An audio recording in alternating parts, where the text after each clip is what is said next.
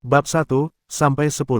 Saat itu teriknya bulan Agustus. Bip bip bip, kicau Tonggeret yang menusuk telinga bercampur dengan bunyi klakson yang tak henti-hentinya, menggema di jalanan yang ramai. Terik matahari membakar aspal abu-abu kecoklatan, panasnya memancar, membuat seluruh jalan tampak terdistorsi.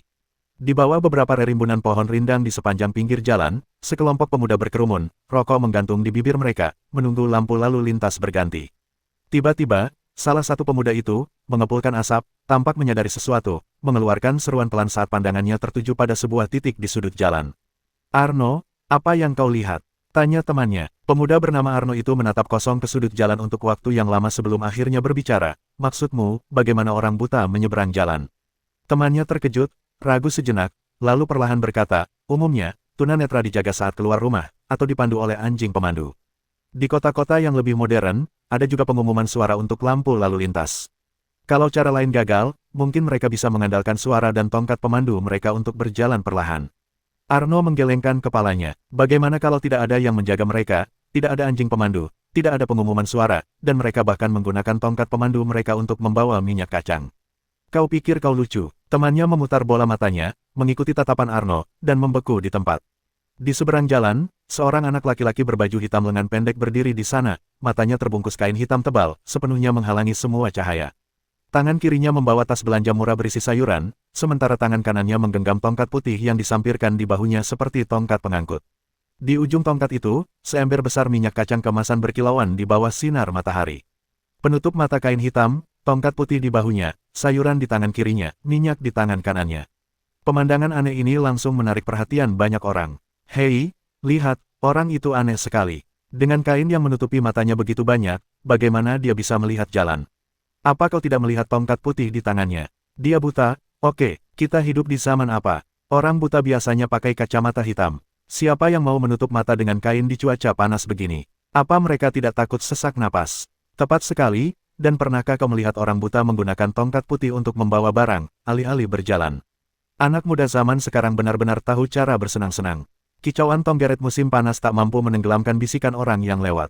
Mereka dengan penasaran mengamati pemuda itu, diam-diam berdiskusi apakah dia benar-benar buta atau pura-pura, sambil memperhatikan lampu merah yang berkedip-kedip dengan sedikit antisipasi. Saat itu, sebuah suara nyaring terdengar di samping anak laki-laki itu.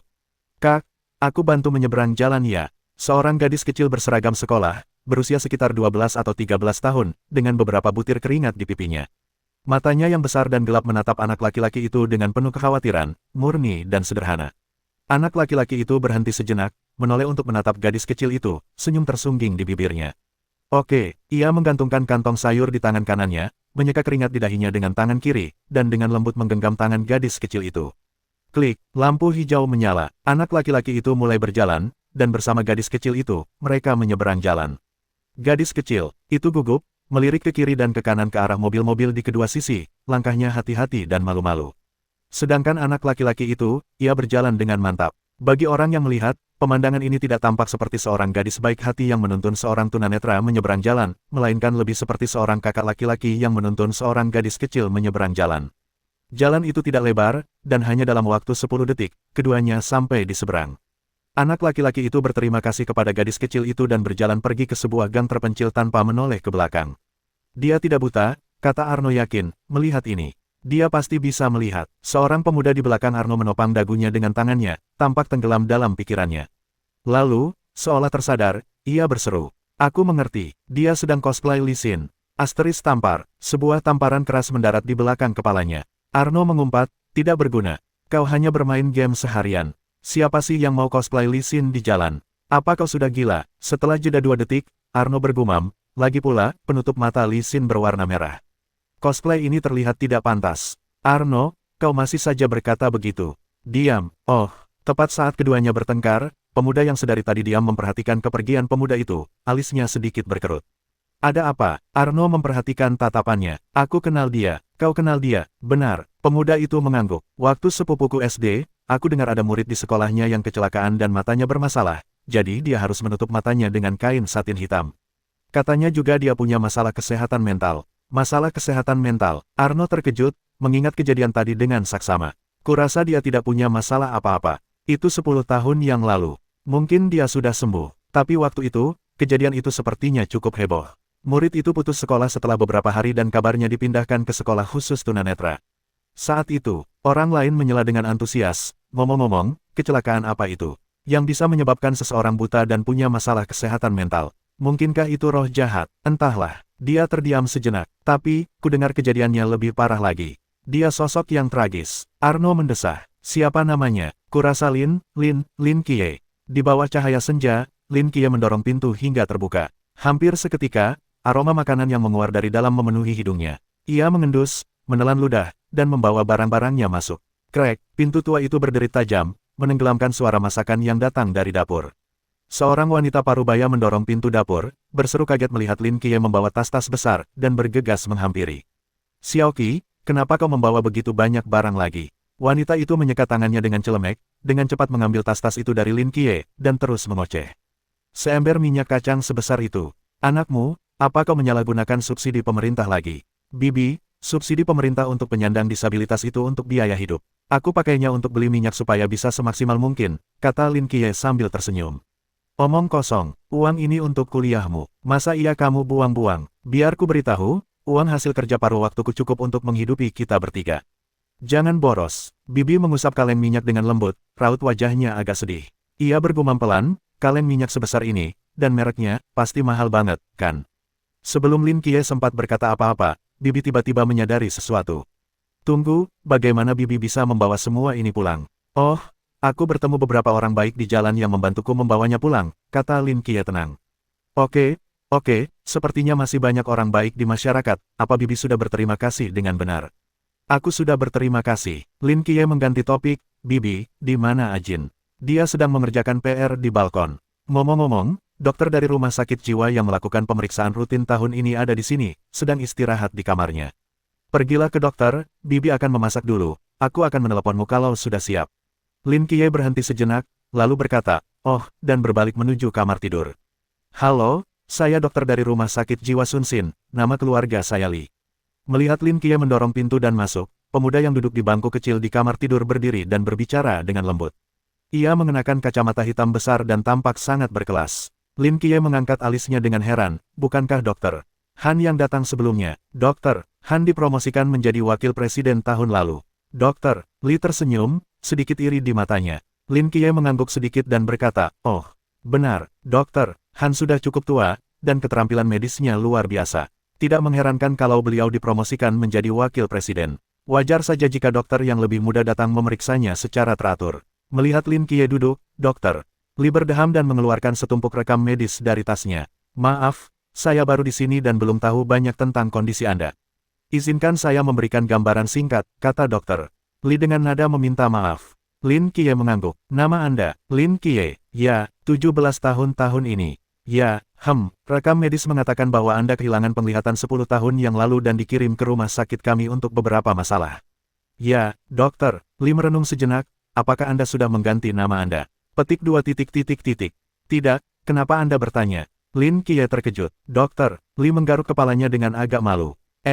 Sepertinya saya terlalu memikirkannya. Ia mengulurkan tangannya, menunjuk usia di rekam medis, lalu ke kata-kata, 10 tahun yang lalu. Lihat, Anda buta 10 tahun yang lalu. Waktu itu usia Anda 7 tahun, dan kebetulan nama Anda Lin Qiye, jadi saya pikir Anda mengganti nama setelah buta.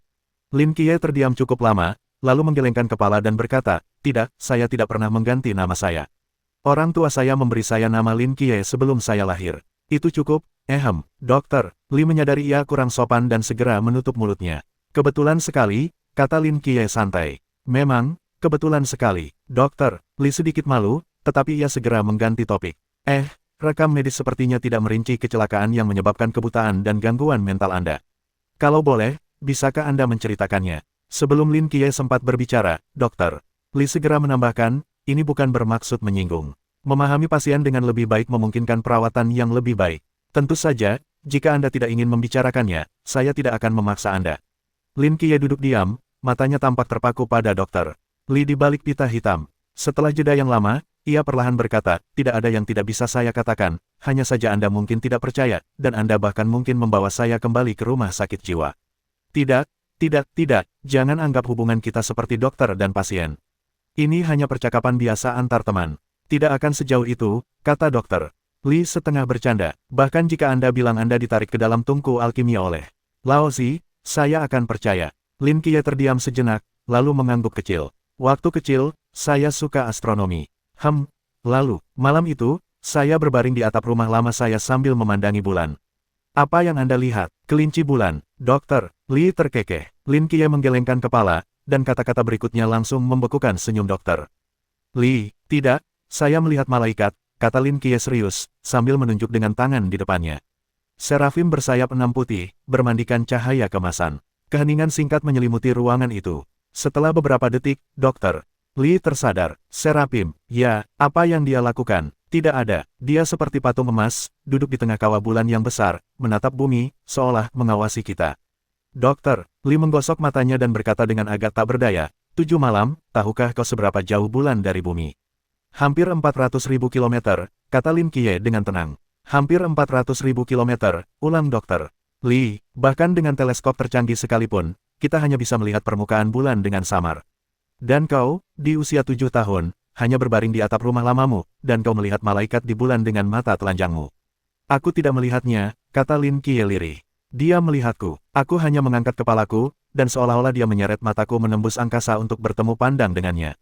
Jadi, dia memaksamu. Semacam itu. Kalau tidak, bagaimana mungkin aku bisa melihat permukaan bulan? Aku tidak punya kemampuan clairvoyance. Tapi kalau memang ada malaikat di bulan, kenapa manusia belum menemukannya selama bertahun-tahun? Aku tidak tahu. Lin Qiye menggelengkan kepalanya. Mungkin serafim itu tidak ingin dia mati. Lagi pula, apakah manusia benar-benar memahami bulan? Lin Qiye berbicara dengan sangat tulus, begitu tulusnya sehingga dokter Li langsung ingin memanggil mobil untuk membawanya kembali ke rumah sakit jiwa. Bagaimanapun, dokter Li adalah seorang dokter spesialis penyakit mental. Ia telah menangani berbagai macam penyakit mental. Dalam karir medisnya, ia telah merangkum sebuah aturan, semakin serius seseorang melontarkan omong kosong, dan semakin masuk akal kedengarannya, semakin parah penyakitnya. Lalu bagaimana dengan matamu? Apa yang terjadi? Lin Qiye mengulurkan tangan dan dengan lembut mengusap kain hitam yang menutupi matanya, suaranya tanpa emosi. Hari itu, aku sempat bertatapan mata dengannya, lalu aku menjadi buta. Dokter Li membuka mulut, melirik rekam medis di tangannya, lalu terdiam. Di bagian penyebab kebutaan, hanya tertulis 4 kata. Penyebab tidak diketahui. Jadi, apa sebenarnya yang terjadi saat itu? Mungkinkah seperti yang dikatakan Lin Qiye, ia melihat serafim di bulan? Kalau tidak, bagaimana ia bisa menjelaskan kebutaannya yang tiba-tiba? Pikiran ini hanya terlintas sesaat di benaknya sebelum dokter Li segera menghentikannya. Syukurlah, ia hampir tertipu oleh pasien gangguan jiwa. Ia hampir bisa membayangkan betapa menariknya ekspresi para dokter ketika Lin Qiye muda, yang buta 10 tahun lalu, mengucapkan kata-kata itu di hadapan mereka. Tak heran anak ini terpaksa dirawat di rumah sakit, bagaimanapun Anda melihatnya, apa yang ia katakan adalah jenis ucapan yang hanya akan diucapkan oleh orang dengan gangguan jiwa. Ada cukup banyak orang seperti ini di rumah sakit. Beberapa mengaku sebagai reinkarnasi Sun Wukong, bergelantungan di palang horizontal dan melamun sepanjang hari, beberapa mengira mereka adalah rak mantel, berdiri tak bergerak di kamar mereka sepanjang malam, beberapa orang menganggap semua orang sebagai suami mereka dan diam-diam meraba-raba. Yang lain, pasien terakhir adalah seorang pria berusia 40 tahun yang berminyak. Yang Anda bicarakan itu semua sudah berlalu. Bagaimana dengan sekarang? Apa pendapat Anda tentang ini? Dokter Li menenangkan diri dan melanjutkan pemeriksaan lanjutan. Semuanya hanya angan-angan, kata Lin Qiye dengan tenang. Hari itu, saya tidak sengaja terguling dari atap dan kepala saya terbentur tanah. Mengenai mata saya, mungkin ada saraf yang rusak, itulah sebabnya saya buta. Ia telah mengatakan ini berkali-kali, dengan ketenangan dan keluasan yang terlatih. Dokter Li mengangkat alisnya, menulis sesuatu di rekam medis, lalu mengobrol dengan Lin Qiye tentang kehidupan sehari-hari. Sekitar 20 menit kemudian, ia melirik jam, tersenyum, dan berdiri. Baiklah, cukup untuk pemeriksaan lanjutan.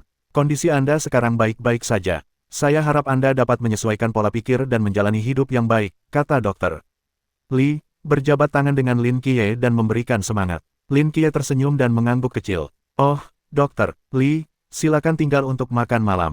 Bibinya dengan hangat mengundang dokter Li untuk tinggal sebelum ia pergi. Tidak, saya ada pasien lain yang harus ditangani, jadi saya tidak akan mengganggu Anda lagi.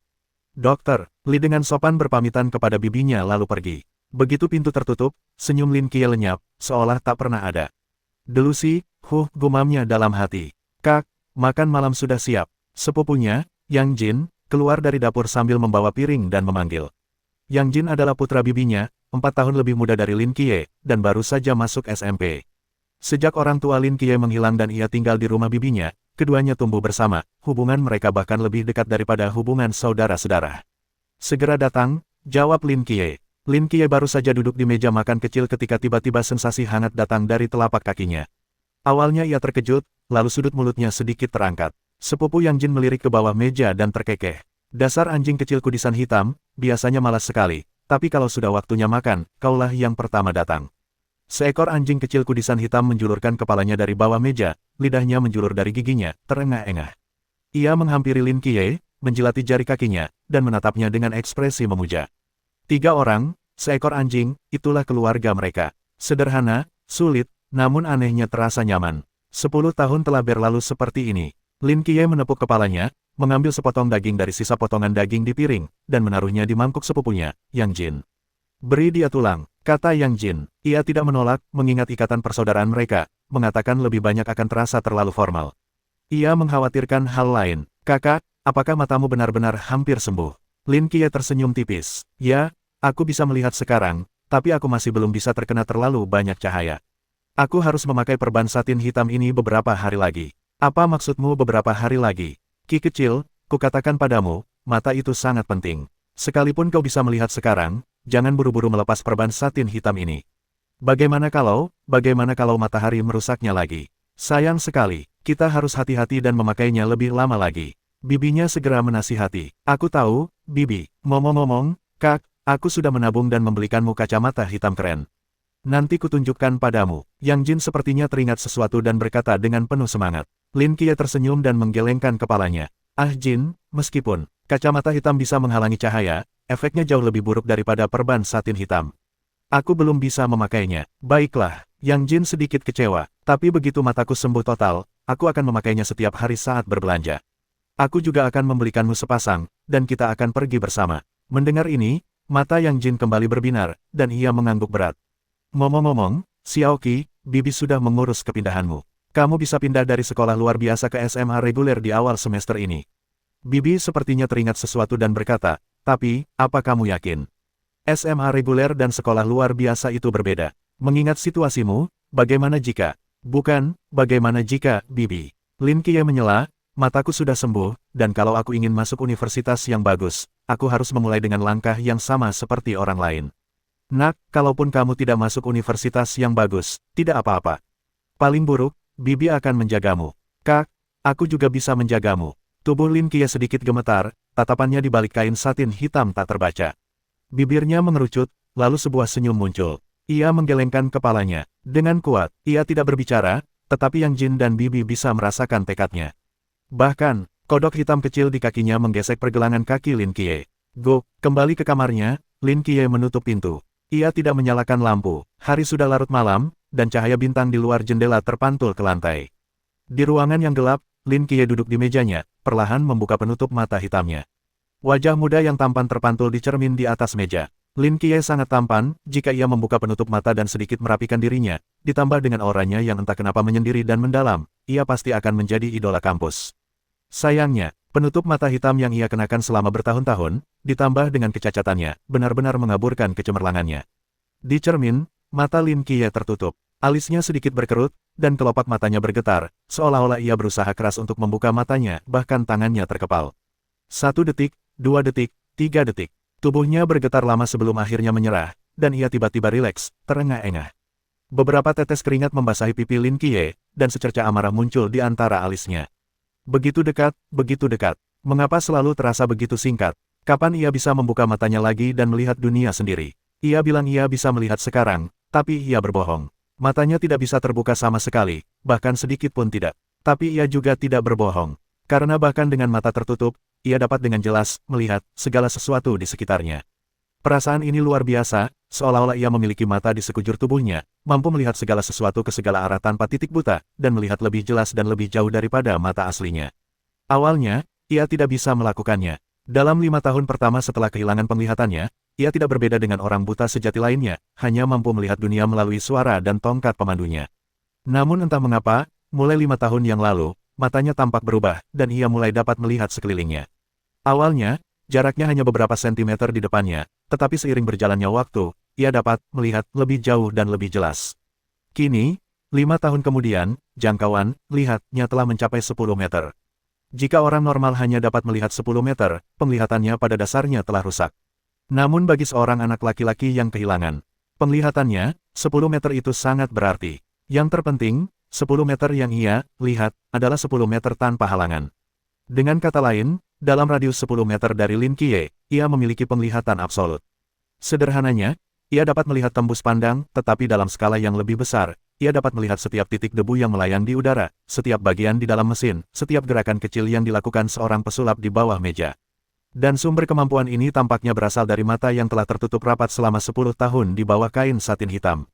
Meskipun memiliki kekuatan yang nyaris super ini, Lin Qiye masih belum puas. Memiliki penglihatan absolut 10 meter memang bagus, tetapi ia lebih ingin melihat dunia dengan matanya sendiri. Inilah tekad seorang anak laki-laki yang tak tergoyahkan. Meskipun ia tak sempat membuka mata hari ini, ia jelas merasakan bahwa waktu untuk benar-benar membuka mata sudah dekat. Setelah mandi, Lin Qiye tidur lebih awal seperti biasa. Tahun-tahun hidupnya sebagai tunanetra tidak sepenuhnya buruk, setidaknya ia telah mengembangkan kebiasaan baik untuk tidur lebih awal. Namun saat ia berbaring di tempat tidur, gambaran itu tanpa sadar muncul kembali di benaknya. Di bawah langit kosmik yang gelap, di permukaan bulan yang sunyi, bumi yang putih keabu-abuan memantulkan cahaya bintang yang pucat. Di tengah kawah bulan tertinggi dan terbesar berdiri sebuah sosok bak patung. Sosok itu berdiri di sana tanpa bersuara, seolah telah ada sejak dahulu kala, memancarkan cahaya keemasan yang suci. Kekuatan ilahinya cukup untuk membuat semua makhluk hidup bersujud di tanah. Di belakangnya, 6 sayap raksasa terbentang, menghalangi sinar matahari dari belakang dan menghasilkan bayangan besar di bumi yang berwarna abu-abu keperakan. Namun, yang benar-benar terpatri di benak Lin Qiye, tak terlupakan, adalah matanya. Mata itu, yang dipenuhi kekuatan ilahi, membara bagai tungku, menyilaukan matahari dari jarak dekat. Ia melihat mata itu, dan dalam sekejap, dunianya menjadi gelap gulita.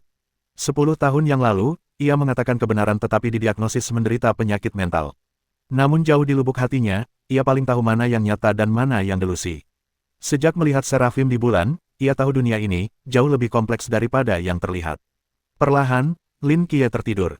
Tanpa sepengetahuannya, begitu ia memasuki mimpinya, 2 sinar keemasan yang cemerlang melesat dari celah matanya di ruangan gelap, berkelebat dalam sekejap. Ketuk, ketuk, ketuk. Di dunia yang berkabut, Lin Qiye berjalan sendirian. Kabut di sekitarnya bergolak, seolah tak berujung. Meskipun ia berjalan dalam kehampaan, setiap langkah yang diambilnya menghasilkan suara yang tajam dan bergema, seolah-olah ada tanah tak terlihat di bawah kakinya. Lin Qiye menatap tubuhnya dan mendesah. Mimpi itu lagi, mengetuk pintu setiap malam, pasti melelahkan, kan? Lin Qiye menggelengkan kepalanya tanpa daya dan melangkah maju. Sesaat kemudian, kabut di sekitarnya berbalik, dan sebuah bangunan modern bergaya aneh muncul di hadapan Lin Qiye. Bangunan itu terasa mencekam karena, meskipun modern, detail-detail tertentu memberinya nuansa misteri. Misalnya, gerbang besi raksasa yang diukir dengan dewa-dewa yang tak terhitung jumlahnya, lampu-lampu yang menyerupai bola api yang menyala, ubin-ubin berpola rumit yang melayang di bawah kakinya. Bagaikan perpaduan acak antara gaya arsitektur modern dan elemen-elemen kuil mitologi kuno, tampak ganjil namun memiliki keindahan yang tak terlukiskan. Lin Qiye mengenali bangunan ini, tampak sangat familiar. Bangunan itu sangat mirip dengan rumah sakit jiwa Sun Xin tempat ia dirawat selama setahun. Bukti terkuat adalah di tempat yang dulunya bertuliskan, Rumah Sakit Jiwa Sun Xin, di pintu masuk, kini muncul baris teks lain. Rumah Sakit Jiwa Dewa, tempat yang aneh. Lin Qiye menggelengkan kepalanya, melangkah maju dan berdiri tepat di depan gerbang besi raksasa itu. 5 tahun yang lalu, bukan hanya tubuhnya yang mulai berubah, tetapi juga mimpinya. Selama 5 tahun, ia bermimpi hal yang sama setiap malam, dan protagonis mimpi-mimpinya selalu rumah sakit jiwa dewa yang misterius ini. Namun, gerbang rumah sakit jiwa ini tetap tertutup rapat, mustahil untuk dibuka apapun yang ia lakukan. Lin Qiye mengitari rumah sakit jiwa berkali-kali, hanya menemukan gerbang besi besar di depan sebagai pintu masuk. Dinding di sekitarnya tidak tinggi, tetapi yang paling aneh adalah setiap kali Lin Qiye melompat, dinding itu tampak semakin tinggi. Mengenai kekuatan kasar, bahkan jika Lin Qiye menghancurkan seluruh tubuhnya hingga berkeping-keping, gerbang besi itu tidak akan bergeser. Sepertinya hanya ada satu cara untuk masuk. Ketuk, Lin Qiye meraih cincin di gerbang besi, menarik napas dalam-dalam, dan menghantamkan tinjunya ke permukaan. Klang, suara seperti dering lonceng kuno bergema di seluruh rumah sakit jiwa. Gerbang besi itu bergetar dan berguncang, tetapi tidak terbuka. Klang, ketukan lain, dan gerbang itu tetap tidak terbuka. Lin Qiye tampak tidak terkejut dan tenang, dengan sabar terus mengetuk. Selama 5 tahun terakhir, ia sangat memahami aturan mimpi ini, selain mengetuk, tidak ada cara lain yang bisa membuka gerbang besi, dan dalam mimpi ini, selain mengetuk, ia tampaknya tidak dapat melakukan apapun lagi. Untungnya, ia tidak lelah bermimpi, kalau tidak, tubuhnya pasti sudah lama ambruk. Maka, Lin Qiye, bak seorang pekerja keras, dengan tekun mengetuk pintu sepanjang malam. Seminggu kemudian, di SMP Changnan 06, "Hei, lihat, apa dia dari sekolah kita? Kenapa matanya ditutup? Dia pakai seragam sekolah kita, pasti dia dari sekolah kita. Dia memegang tongkat pemandu, sepertinya dia buta. Aneh, aku belum pernah melihatnya sebelumnya. Dia pasti murid baru kelas 1 SMA tahun ini. Serius, dengan beberapa lapis kain hitam yang menutupi matanya, dia terlihat sangat tampan. Tapi bagaimana orang buta bisa masuk sekolah? Sepertinya sekolah kita tidak punya kelas khusus, kan? Entahlah, seperti yang diduga, Lin Qiye langsung menarik perhatian begitu memasuki gerbang sekolah. Namun, Lin Qiye sudah terlalu sering mengalami kejadian ini. Dia berjalan menyusuri jalan setapak beralaskan daun maple sekolah seolah tak ada orang di sana, menuju gedung sekolah. Sejujurnya, Lin Qiye sudah mempersiapkan diri untuk menghadapi para pembuat onar itu sebelum dia tiba. Lagi pula, dalam banyak novel pemenuhan harapan yang tak masuk akal, beberapa pengganggu sekolah yang bodoh pasti akan meloncat keluar dan mengejeknya, menyiapkan panggung untuk pamer dan tamparan di wajahnya di masa depan. Namun, para pembuat onar itu tidak muncul. Malahan, banyak siswa berinisiatif untuk maju dan bertanya apakah ia butuh bantuan. Hal ini membuat Lin Qiye merasa kecewa tanpa alasan. Wajar saja, karena mereka semua adalah siswa modern yang telah menjalani wajib belajar 9 tahun. Bagaimana mungkin ada begitu banyak pembuat onar yang buta? Lagi pula, meskipun ada kelompok-kelompok kecil itu, mereka sekarang menghargai persaudaraan. Tidak masalah membantu saudara-saudaramu menyelesaikan masalah dan melampiaskan perasaanmu, tetapi jika kau benar-benar datang dan menindas penyandang disabilitas, kau akan dilumuri ludah keesokan harinya dan benar-benar menghancurkan reputasimu. Lin Qiye menaiki tangga dan segera menemukan kelasnya, kelas 2 kelas 11. Ia telah belajar di sekolah khusus selama setahun dan sekarang menjadi siswa pindahan. Dalam kebanyakan film, drama TV, dan novel, siswa pindahan umumnya digambarkan sebagai orang yang terabaikan, terisolasi, dan sengsara. Lagi pula, berbagai kelompok telah terbentuk selama tahun pertama sekolah menengah, dan sulit untuk benar-benar berintegrasi ke dalam kelas tanpa mengambil inisiatif. Lin Qiye tahu betul bahwa dia bukan tipe yang proaktif. Bahkan jika dia menghabiskan tahun pertama bersama mereka, mengingat sikapnya yang menyendiri, dia mungkin masih sendirian. Tetapi sendirian tidak terlalu buruk, setidaknya Lin Qiye menikmatinya. Tidak ada yang mengganggunya, dia bisa menenangkan pikirannya dan fokus pada pelajarannya. Dia hanya tidak bisa memaksa dirinya untuk secara sengaja mencoba membangun hubungan dengan orang lain. Berdiri di pintu kelas, Lin Qiye menarik napas dalam-dalam, menenangkan diri, dan melangkah masuk. Saat Lin Qiye memasuki kelas, suara bising tiba-tiba berhenti, dan udara tiba-tiba menjadi sunyi. 1 detik, 2 detik, 3 detik. Tepat ketika Lin Qiye hendak mengatakan sesuatu, kelas itu meledak dalam kekacauan. Kamu pasti Lin Qiye, kan? Tempat dudukmu sudah siap, di sana. Lin Qiye, kamu tidak lihat. Aku akan mengantarmu ke sana. Hei, pelan-pelan, ada banyak barang di lorong. Hei kamu, simpan tasmu. Sebelum Lin Qiye sempat bereaksi, beberapa teman sekelas sudah melangkah maju, dengan hati-hati menuntunnya ke tempat duduknya. Seorang anak laki-laki jangkung bahkan mengambil tas Lin Qiye dan menentengnya di bahu. Dikelilingi banyak orang, Lin Qiye, dengan selamat tiba di tempat duduknya. Lin Qiye, ini sama sekali tidak seperti naskahnya. Lin Qiye, aku Jiang Qian, ketua kelas. Kamu bisa datang kalau butuh sesuatu, kata seorang gadis berkuncir kuda sambil menepuk dadanya. Namaku Li Yifei, panggil aku kalau kamu mau makan, aku akan mengantarmu, kata pria yang membantunya membawakan tasnya sambil tersenyum. Dan aku, namaku Wang Shao. Banyak orang mengerumuninya, menyapanya dengan hangat. Untuk sesaat, Lin Qiye agak bingung. Sejujurnya, ini sangat berbeda dari yang dibayangkannya. Kau, kenal aku. Ekspresi Lin Qiye agak aneh. Wali kelas kami bercerita tentangmu, jawab ketua kelas Jiang Qian, tapi yang paling berkesan bagi kami adalah bibimu. Hari itu, beliau berdiri di sini dengan sekeranjang telur, memberikannya kepada kami satu persatu, meminta kami untuk menjagamu. Sebuah petir seakan menyambar pikiran Lin Qiye, dan ia membeku di tempat. Ia tidak bisa mendengar apa yang dikatakan siswa lain setelahnya, ia hanya menatap kosong ke arah kelas. Bayangan wanita parubaya yang membungkuk membawa sekeranjang telur rebus segar, dengan sungguh-sungguh memohon kepada teman-teman sekelasnya, tanpa sadar muncul di benaknya. Teman-teman sekelas, tolong bantu aku. Penglihatan keponakanku kurang bagus, dan dia agak kedinginan. Tolong jaga dia baik-baik. Gadis kecil, kamu cantik sekali. Keponakanku juga sangat tampan, kamu pasti akan menyukainya. Qiye adalah anak laki-laki yang dingin di luar tetapi hangat di dalam. Setelah kalian mengenalnya, kalian semua akan akrab. Pita hitam itu mulai sedikit meredup. Bibi, gumamnya pada dirinya sendiri. Saat semua orang sedang mengobrol, seorang guru perempuan masuk sambil membawa buku. Melihat Lin Qiye duduk di barisan depan, ia terlebih dahulu memberikan beberapa kata penghiburan, lalu memberikan pengantar. Singkat sebelum memulai pelajaran, semuanya, buka halaman 91. Hari ini kita akan membahas sejarah dan kesulitan Xia Raya modern. Mungkin karena kehadiran Lin Qiye, guru itu melewatkan membaca sekilas buku teks dan langsung menjelaskan isinya. 100 tahun yang lalu, terdapat lebih dari 200 negara di bumi, tersebar di 7 benua dan 4 samudra, masing-masing dengan adat istiadat dan budayanya yang unik. Bahkan di era keterbatasan teknologi itu, kita masih bisa bepergian dengan kapal ke berbagai negara dan merasakan benturan budaya. Namun, pada tanggal 9 Maret kabut misterius tiba-tiba muncul entah dari mana di Antartika, lalu menyebar dengan kecepatan yang mengkhawatirkan, menyelimuti hampir 98% permukaan bumi hanya dalam 24 jam. Gedung pencakar langit buatan manusia, hutan purba-purba, lautan yang tak terduga, semuanya diselimuti kabut.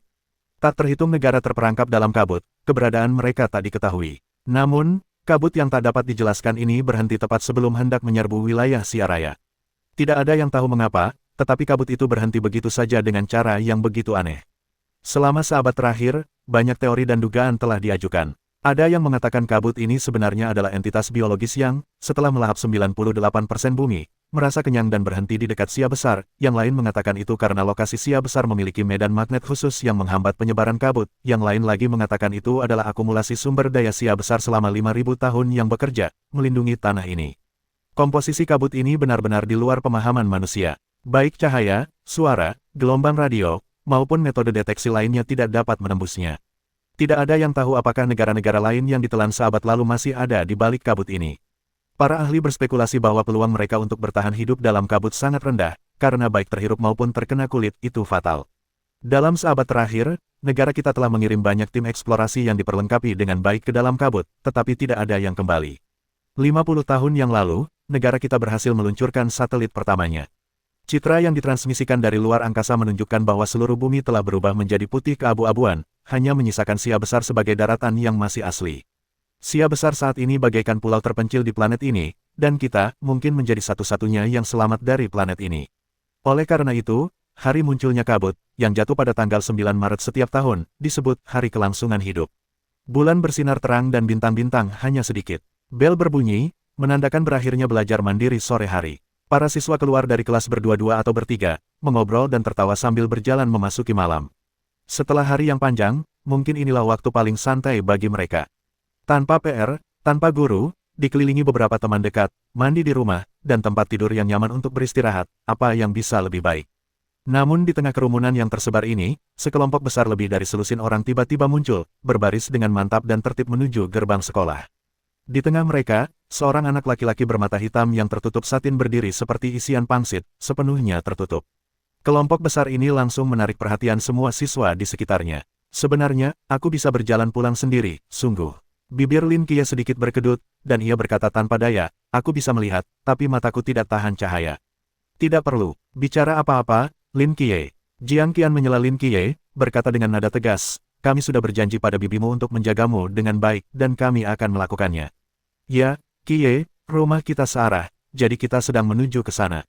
Aku juga, Lin Qiye. Sejujurnya, saat ini ia berharap dirinya lah yang terisolasi. Setelah sekian lama berada dalam kegelapan, ia tidak terbiasa dengan perasaan diperhatikan oleh begitu banyak orang, dan itu membuatnya merasa canggung.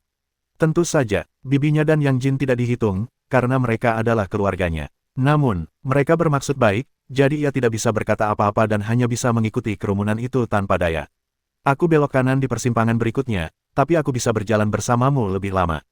Aku belok di sini, aku pergi sekarang, sampai jumpa besok. Sampai jumpa besok. Saat mereka semakin jauh dari sekolah, teman-teman sekelas yang mengelilingi Lin Qiye berpamitan dan pergi satu demi satu. Beberapa menit kemudian, hanya tersisa 5 orang di sekitar Lin Qiye. Suasana yang tadinya berisik perlahan mereda, dan ruangan itu tiba-tiba terasa lebih luas. Lin Qiye menghela napas lega. Apa kalian pikir, kabut itu benar-benar akan hidup kembali dan menelan Xia Raya? Li Yifei, sambil membawa tasnya, berbalik dan bertanya dengan rasa ingin tahu. Apa kalian tidak dengar apa yang dikatakan para ahli itu? Kemungkinan kabut itu hidup kembali sangat kecil. Mungkin tidak akan berubah selama 100 tahun ke depan. Soal apa yang akan terjadi setelah 100 tahun, ya, kita kan sudah tidak ada lagi saat itu, jadi kenapa harus khawatir begitu? Jiang Qian memutar bola matanya.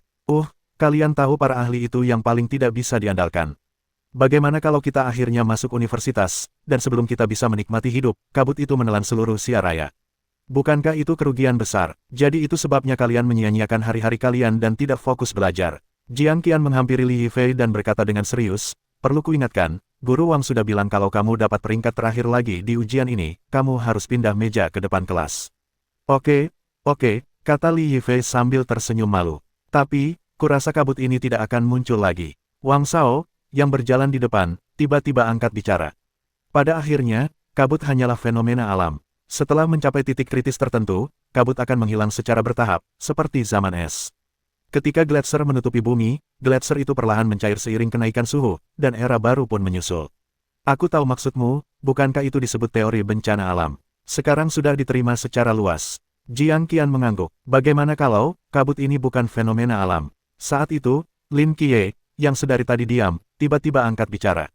Wang Shao terkejut, lalu tertawa, Qiye, kau tidak benar-benar percaya pada para teolog yang menganggap kabut ini berhubungan dengan kekuatan supernatural, kan? Ini abad ke-21. Kita seharusnya percaya pada sains.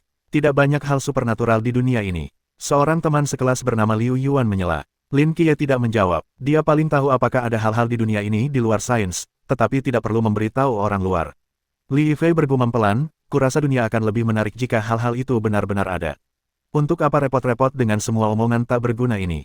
Hal-hal ini bukan urusan kita. Daripada mengkhawatirkan apakah kabut akan kembali, lebih realistis untuk tidur selama liburan 3 hari untuk hari bertahan hidup, Jiang Qian tertawa. Benar, liburan adalah yang paling praktis. Saat ini, di kota tua, kota Changnan, seorang pria membawa sebuah papan nama, berjalan santai di sepanjang jalan yang sepi dan remang-remang. Lampu-lampu jalan tua memancarkan cahaya redup, memanjangkan bayangannya. Ia melirik ponselnya, mencapai sudut jalan yang sempit, dan berhenti. Ini dia, gumamnya, sambil meletakkan dan meluruskan papan nama itu. Di bawah lampu jalan yang berkelap-kelip, bayangan papan nama itu muncul dan menghilang, dan di latar belakang hitam, beberapa karakter besar berwarna merah terang tampak mencolok. Dilarang masuk, pria itu bersandar di lampu jalan, menyalakan sebatang rokok, menghisapnya dalam-dalam, dan menyalakan headsetnya. Kapten, papan nama ketiga sudah terpasang. Petik 2, Roger, mulai. Oke, pria itu, dengan rokok menggantung di bibirnya, berjalan ke papan nama itu, menempelkan ibu jarinya ke gigi, dan menggigitnya dengan keras. Setetes darah merembes dari lukanya. Ia berjongkok dan menggunakan ibu jarinya yang berlumuran darah untuk menggambar garis horizontal panjang di antara keempat karakter dilarang masuk. Matanya menyipit, dan aura yang tak terjelaskan memancar darinya. Ia menatap langit malam yang gelap dan bergumam dengan suara yang hanya bisa didengarnya sendiri. Reruntuhan terlarang, kehampaan tak terikat. Detik berikutnya, noda darah merah terang di papan nama memudar dengan cepat, seolah terserap, lalu 4 karakter dilarang masuk di depan, berkedip merah. Kemudian berangsur-angsur kembali normal. Pria itu menjatuhkan diri ke tanah, menghela napas panjang, dan mengeluh. Sialan, kita dikosongkan lagi. Saat ini, jika seseorang melihat kota Changnan dari langit, mereka akan melihat 3 titik cahaya berkelebat di dekat area kota tua. Kemudian, dengan menggunakan ketiga titik cahaya ini sebagai titik sudut, sebuah segitiga sama sisi merah tua dengan cepat tergambar. Begitu segitiga itu terbentuk, separuh area kota tua yang ditutupinya tampak terhapus dari peta, perlahan menghilang. Namun, dari tanah, area kota tua tetap sama. Bersamaan dengan itu, di tengah segitiga ini, 6 jubah hitam dan merah melesat di langit bagai kilat. Pria di pucuk pimpinan menatap langit merah tua, menggenggam gagang pedangnya, dan sedikit menyipitkan mata. Operasi untuk melenyapkan orang-orang bertopeng, dimulai. Di luar kota tua, pria yang baru saja mendirikan pasar sementara itu duduk di dekat papan pengumuman, melirik kembali ke separuh kota tua yang setenang kanvas, menggelengkan kepalanya tak berdaya, lalu mengeluarkan ponselnya untuk bermain match 3. Hei bro, kenapa kamu duduk di sini main ponsel tengah malam? Nggak takut masuk angin? Beberapa saat kemudian, seorang pejalan kaki menyeberang jalan dan tertawa melihat kejadian itu. Pria itu mendongak, lalu menunduk dan melanjutkan bermain. Nggak ada kerjaan, cuma bosan. Pejalan kaki itu tersenyum, mengeluarkan sebatang rokok dari sakunya, dan menawarkannya kepada pria itu. Pria itu melambaikan tangannya dan berkata dengan serius, jam kerja, dilarang merokok. Hei, kamu jongkok di jalan main ponsel, apa itu termasuk kerja? Pejalan kaki itu terkekeh. Ya, baiklah kalau begitu. Pejalan kaki itu mengangkat bahu, berdiri, dan berjalan menuju jalan di belakang pria itu. Mau kemana? Tanya pria itu tiba-tiba. Pulang, kamu nggak bisa pulang, setidaknya sekarang. Pejalan kaki itu mengangkat sebelah alisnya. Apa maksudmu? Jalan ini sekarang ditutup. Kau hanya bisa kembali ketika sudah dibuka. Pria itu menunjuk papan pengumuman di belakangnya. Pejalan kaki itu mengikuti jarinya dan melihat rambu yang entah kenapa terpasang di tengah jalan. Tepat, ketika ia hendak mengatakan sesuatu, seberkas cahaya redup melintas di atas 4 karakter besar, dilarang masuk di depan. Tatapan pejalan kaki itu membeku selama beberapa detik. Kemudian, ia dengan kaku berbalik dan berjalan kembali ke arah asalnya, matanya dipenuhi kebingungan. Pria itu tampak sama sekali tidak terkejut. Tepat ketika ia hendak melanjutkan permainan match 3-nya, suara pria lain tiba-tiba terdengar di earphone-nya. Zhao Kongcheng. Saat suara itu terdengar, pria itu tiba-tiba duduk, ekspresinya yang santai dan lelah menghilang, digantikan oleh keseriusan yang luar biasa. Di sini, Kapten, apa yang terjadi? Ada masalah. Salah satu pria bertopeng telah naik pangkat menjadi Raja Bertopeng. Saat kami sedang berhadapan dengan pria bertopeng lainnya, dia tiba-tiba menyerang dan melukai Hong Ying dengan parah, lalu melarikan diri dari area terlarang melalui selokan. Raja Bertopeng. Tanda tanya petik 2. Ekspresi Zhao Kongcheng berubah. Kemana dia lari? Aku akan mencegatnya. Tidak, Kongcheng, kau tidak pandai bertarung. Kau tidak bisa mengalahkan Raja Bertopeng. Aku akan mengejarnya. Zhao Kongcheng ragu-ragu. Lalu aku, setelah Raja Bertopeng melarikan diri, dua pria bertopeng lainnya memanfaatkan kesempatan itu untuk melarikan diri ke selokan. Yang lainnya sedang sibuk membersihkan sisa pria bertopeng dan tidak bisa pergi. Kemana? Tenggara. Oke, kilatan tajam melintas di mata Zhao Kongcheng. Ia segera berlari ke ujung jalan, melompat ke dalam van hitam, dan melesat pergi di tengah deru mesin. Di kursi penumpang, sebuah jubah hitam merah terlipat rapi, bersama dengan pedang lurus bersarung. Baiklah, aku belok ke sini, aku pergi sekarang. Wang Shao berhenti dan menoleh ke 4 orang di belakangnya. Saat itu, Li Yifei tiba-tiba teringat sesuatu dan berkata, Wang Shao, kalau tidak salah, bukankah rumahmu dekat kota tua? Ya, ada apa? Tidak apa-apa, hati-hati saja saat pulang. Bibir Wang Shao sedikit berkedut, dan ia memutar bola matanya. Katakan saja apa yang ingin kau katakan, jangan ditahan di tengah jalan, itu membuat orang merasa tidak nyaman. Li Yifei ragu sejenak, kudengar kota tua akhir-akhir ini cukup resah, ada pembunuh psikopat. Pembunuh psikopat, benarkah? Jiang Qian agak skeptis. Tentu saja benar. Li Yifei melihat sekeliling dan merendahkan suaranya, kau mungkin tidak tahu ini, tapi lebih dari selusin orang telah tewas di kota tua dalam beberapa hari terakhir. Lebih dari selusin orang, mustahil, kalau ada keributan sebesar ini, pasti sudah ada di berita sekarang. Wang Shao menggelengkan kepalanya. Hei, kenapa tidak? Begini saja, ini terjadi secara mencurigakan. Seseorang yang lebih tinggi dengan paksa menyembunyikan berita itu. Kalau ayahku tidak bekerja di kantor polisi, aku tidak akan tahu tentang ini. Mencurigakan? Apa yang mencurigakan? Konon, Li Yifei berhenti sejenak, lalu sedikit merendahkan suaranya. Konon, wajah orang-orang yang meninggal dikupas seluruhnya, hanya menyisakan gumpalan daging berdarah dan bola mata melotot. Caranya sangat brutal, angin malam yang sejuk bertiup, dan setelah mendengar ini, kelompok itu merasakan hawa dingin menjalar dari kaki hingga kepala mereka.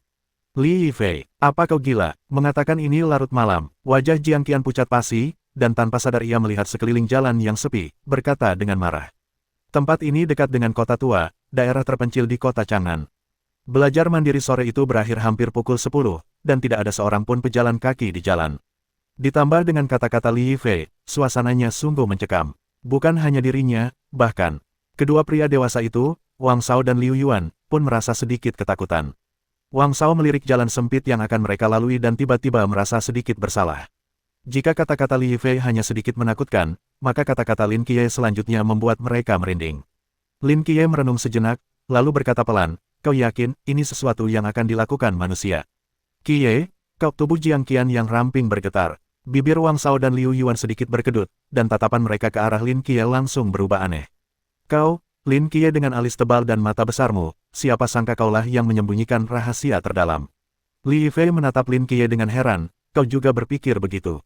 Diam, diam, diam. Jiang Qian tak tahan lagi dan mencubit lengan Li Yifei dengan keras, membuatnya menjerit kesakitan di tempat. Jangan cerita hantu tengah malam. Aku harus segera pulang. Li Yifei mencengkeram lengannya, meringis kesakitan, dan bergumam pelan, ini bukan cerita hantu. Wang Shao mengangkat bahu, aku tak akan membuang-buang napasku untuk kalian. Lagi pula aku tidak percaya cerita hantu seperti ini. Aku pergi. Sosok Wang Shao perlahan menghilang di gang sempit itu. Jiang Qian kembali memelototi Li Yifei, maju beberapa langkah, lalu tiba-tiba berhenti.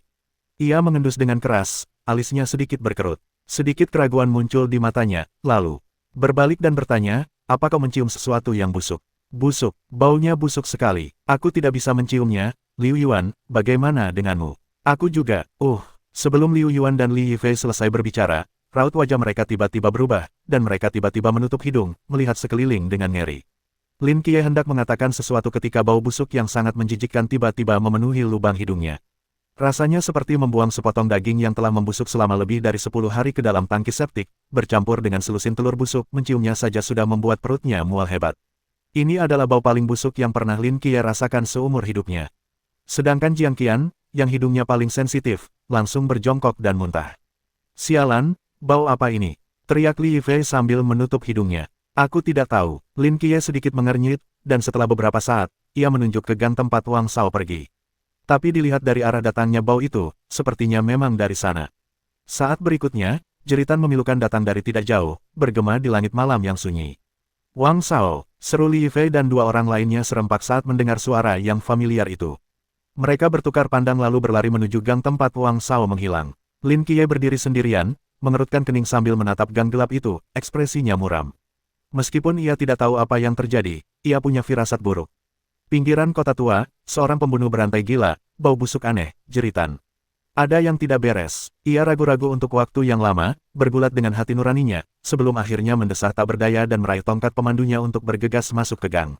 Biasanya, Lin Qiye tak akan pernah peduli dalam situasi seperti itu, ia akan lari ke arah yang berlawanan sejauh mungkin.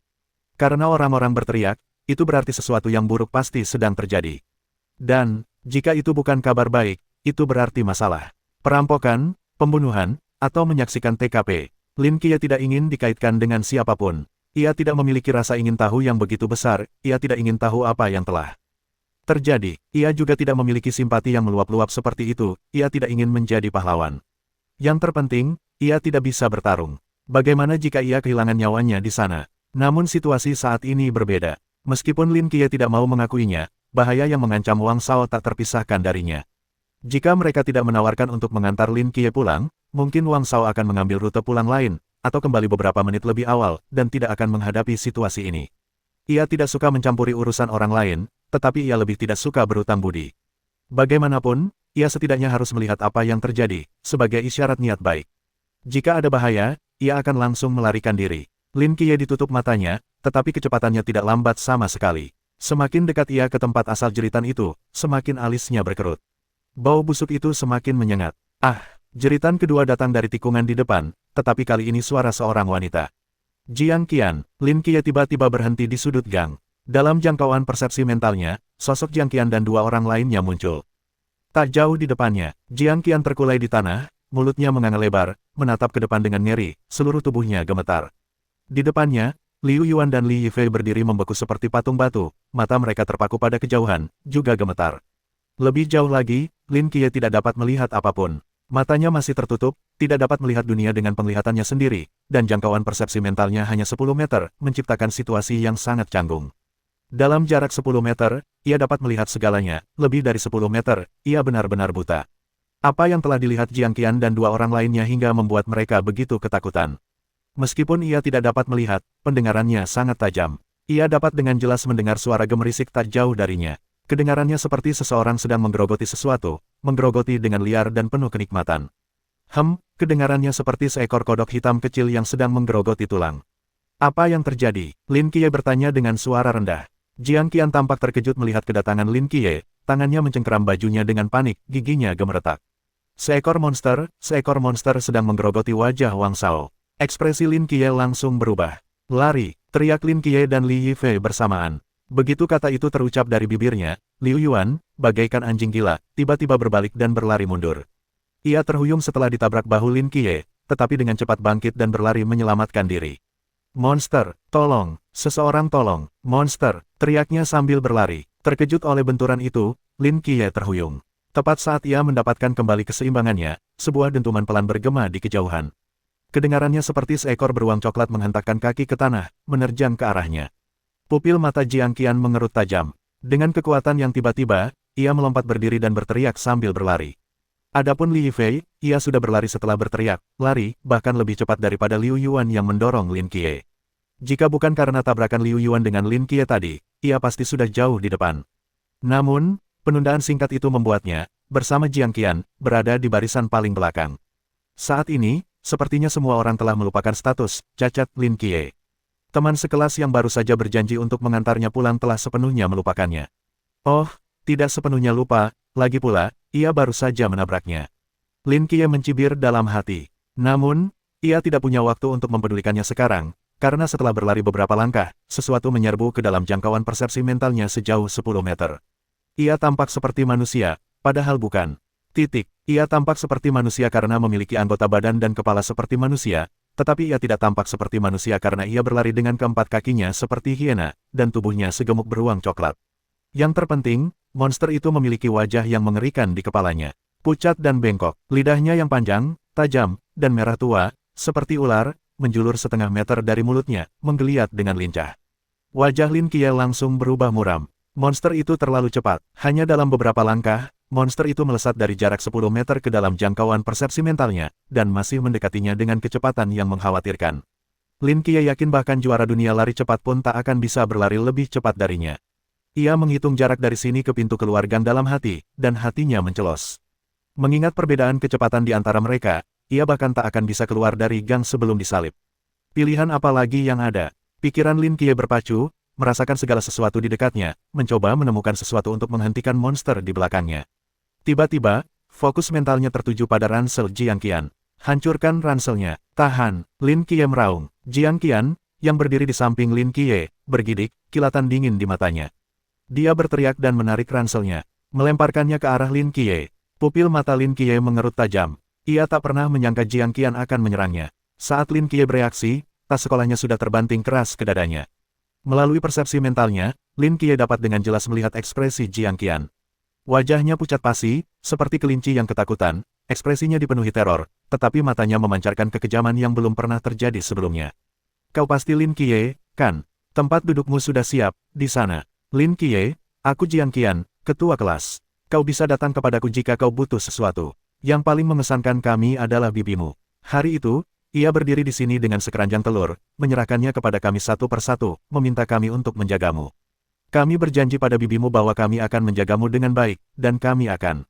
Saat ini, ketua kelas yang pemalu dan baik hati itu tampak berubah menjadi iblis yang histeris. Ia menatap Lin Qiye, matanya dipenuhi rasa bersalah, kegilaan, dan kebencian.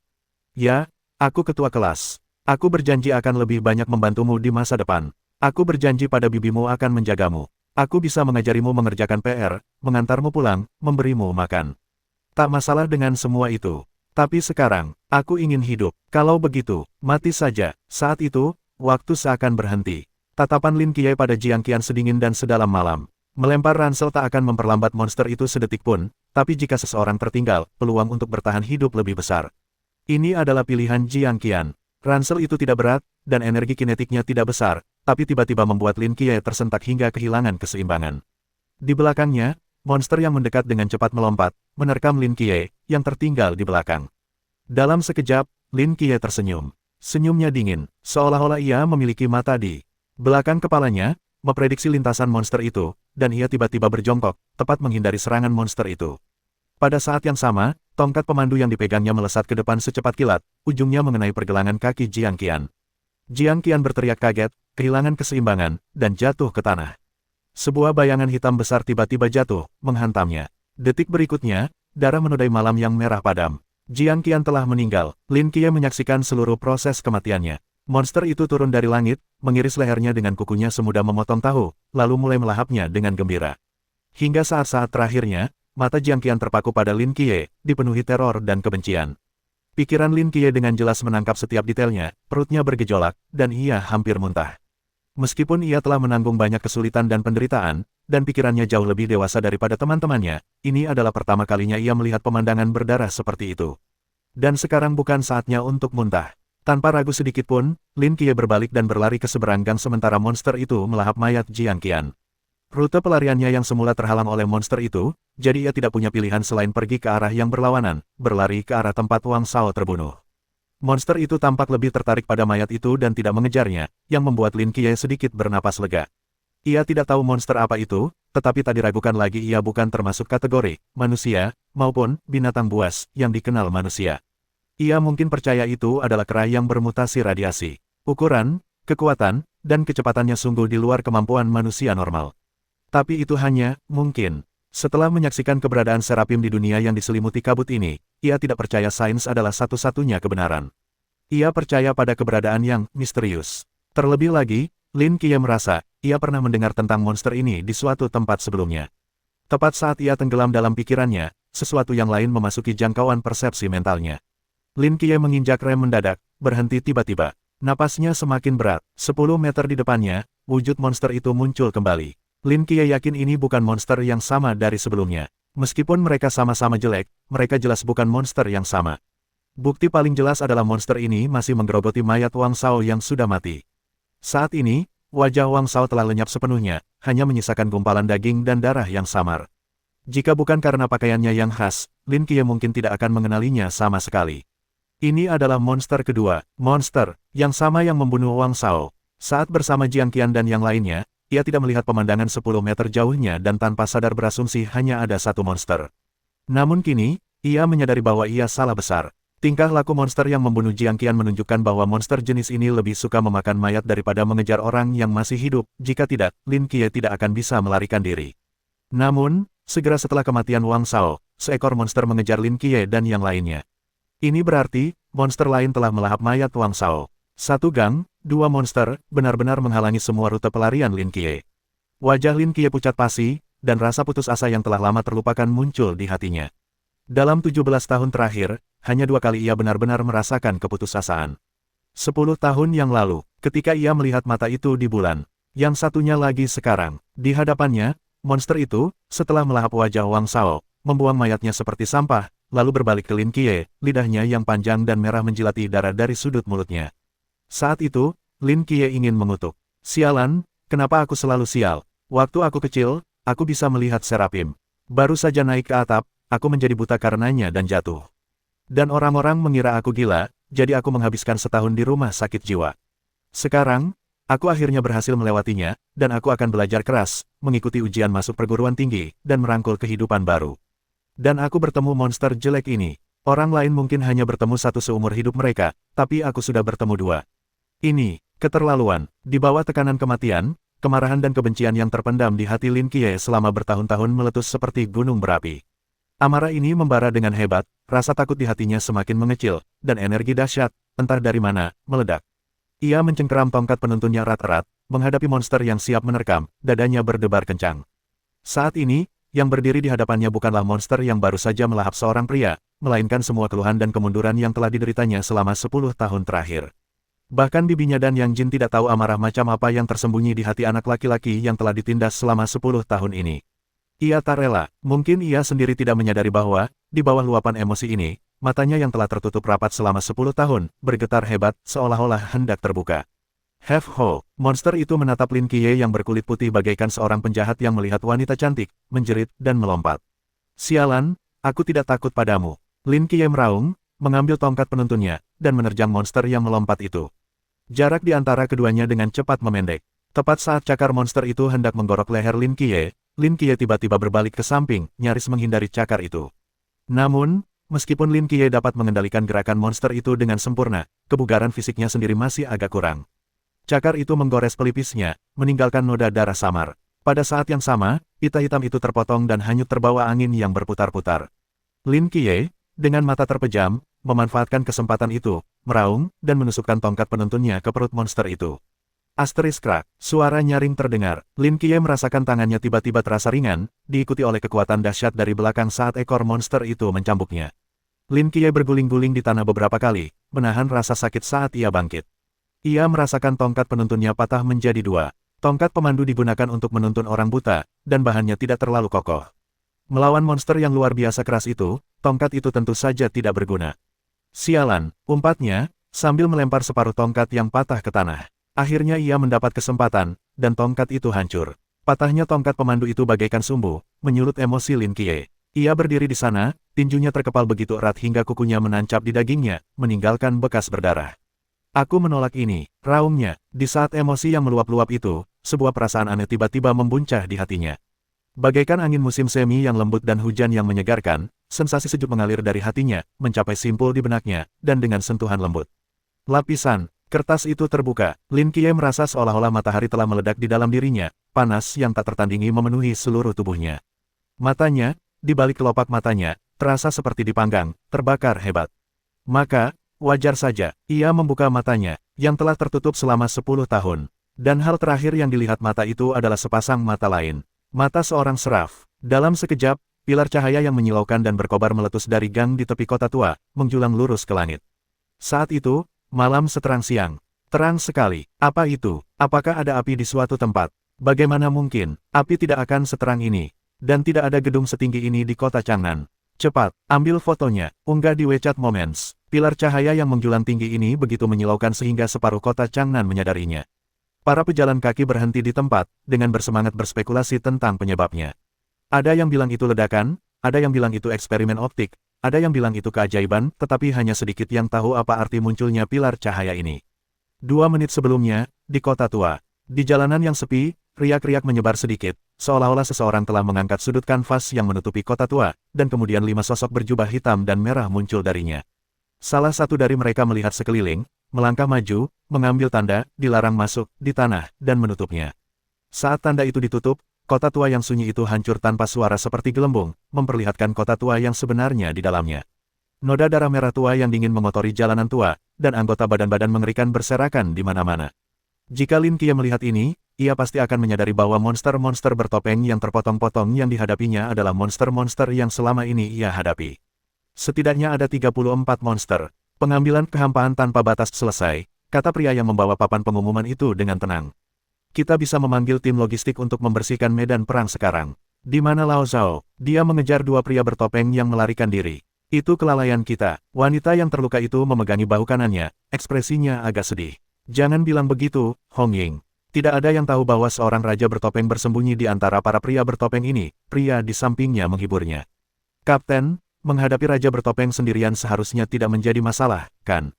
Tentu saja, jangan lupa, Kapten adalah ahli yang kuat di alam ketiga, sungai. Dia tidak akan mendapat masalah. Pria itu berhenti sejenak. Aku hanya berharap, 2 pria bertopeng yang melarikan diri itu tidak menimbulkan korban jiwa di antara orang-orang biasa. Tepat, saat ia selesai berbicara, seberkas cahaya yang menyala-nyala melesat ke langit dari arah lain, menerangi separuh langit.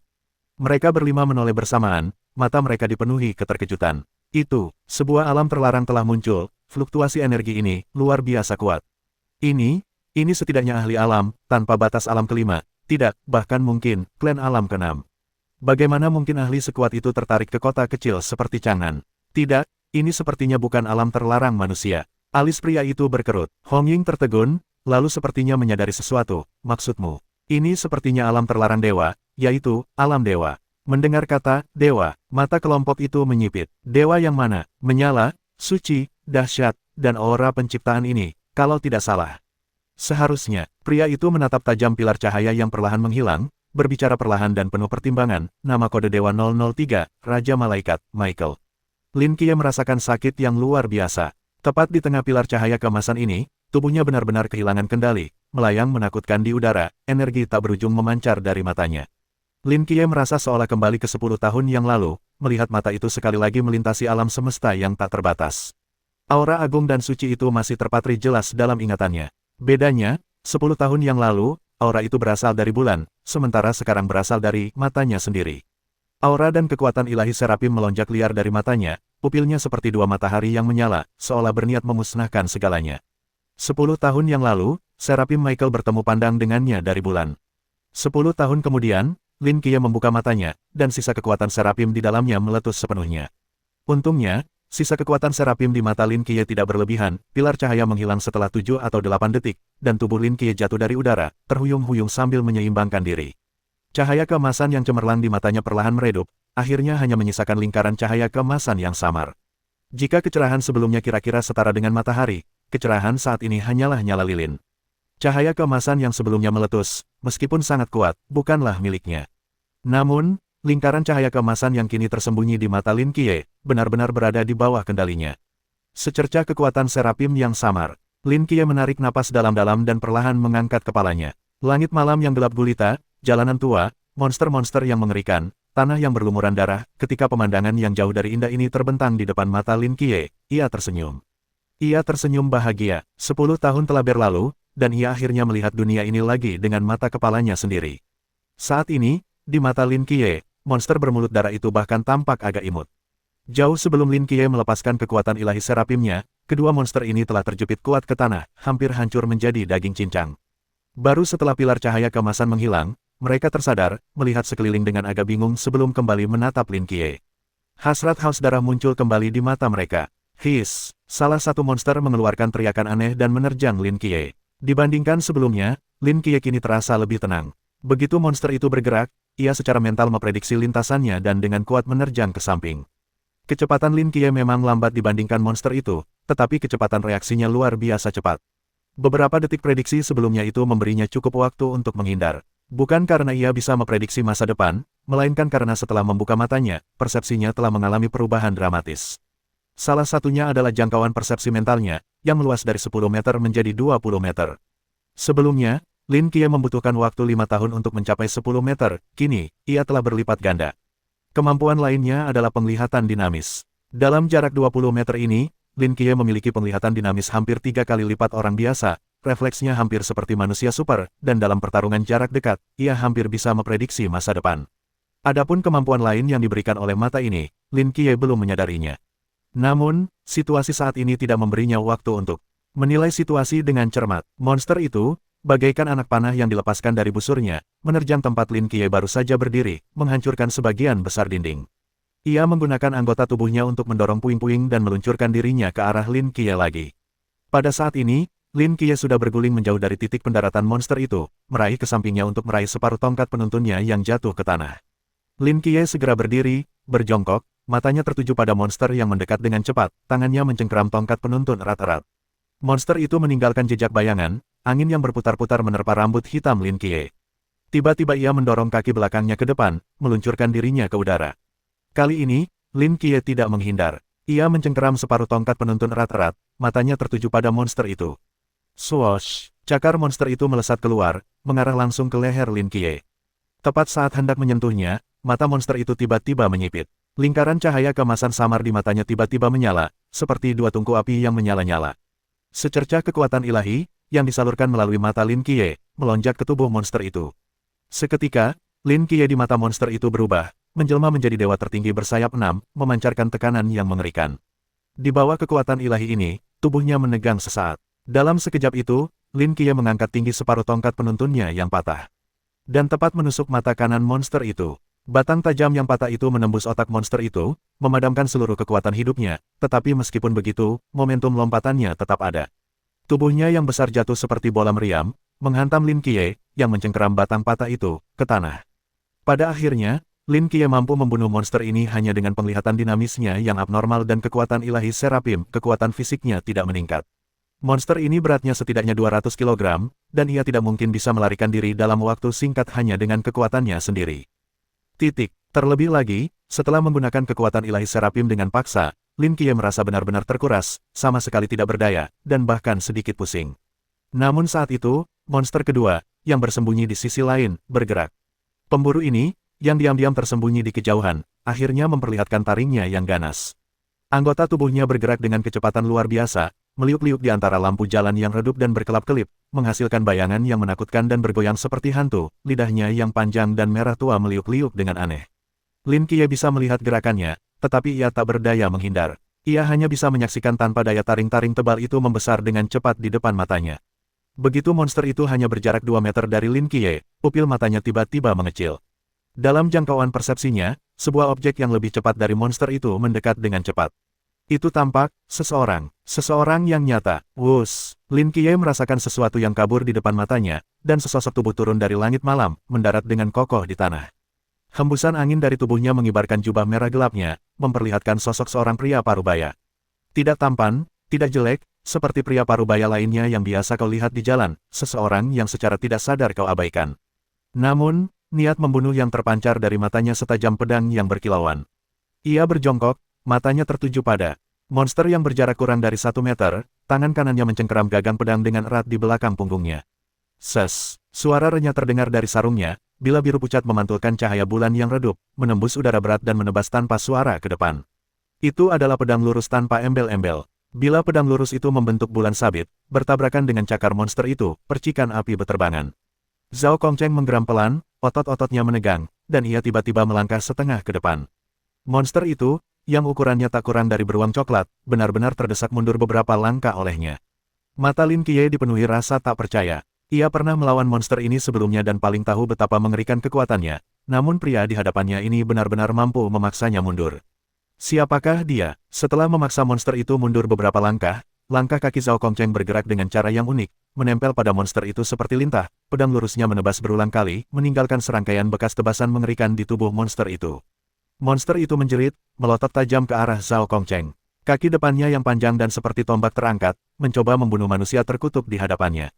Namun, dua kilatan cahaya pedang memotong kaki depannya. Sebelum monster itu sempat berteriak, kilatan dingin melintas di mata Zhao Kongcheng, dan pedang lurusnya menebas leher monster itu secepat kilat. Pedang biru pucat itu dengan mudah mengiris daging monster itu, dan sesaat kemudian, kepalanya melayang tinggi ke udara, lalu berguling ke tanah dengan bunyi gedebuk. Klang, pedang lurus itu kembali ke sarungnya, jubah merah gelapnya berlumuran darah monster itu, tetapi karena warnanya sangat mirip dengan jubahnya, hampir tak terlihat kecuali dilihat lebih dekat.